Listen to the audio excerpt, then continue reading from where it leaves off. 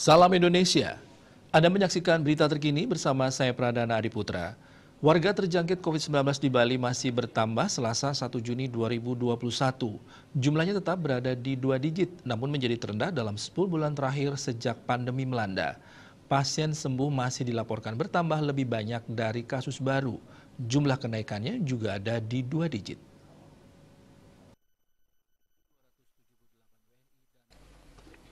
Selain ada penambahan kasus, korban jiwa COVID-19 masih pula bertambah. Jumlahnya lebih rendah dari sehari sebelumnya.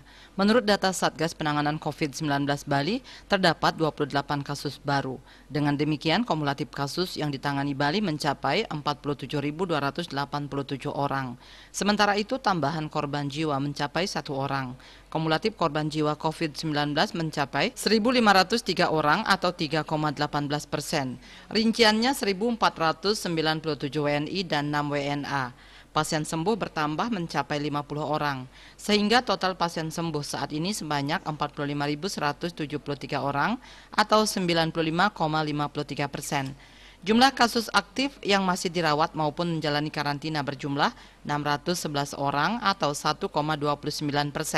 Mereka dirawat di 17 rumah sakit dan dikarantina di Bapelkesmas, UPT Nyitdah, Wisma Bima, dan BPK Pring.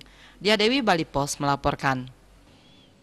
Untuk mencegah penyebaran COVID-19, ingat pesan ibu selalu terapkan 3M, wajib memakai masker, wajib mencuci tangan, dan wajib menjaga jarak, serta wajib menghindari kerumunan. Dengan penerapan perilaku 3M, Indonesia segera terbebas virus corona menuju Indonesia maju. Tetaplah bersama Bali TV. Salam Indonesia.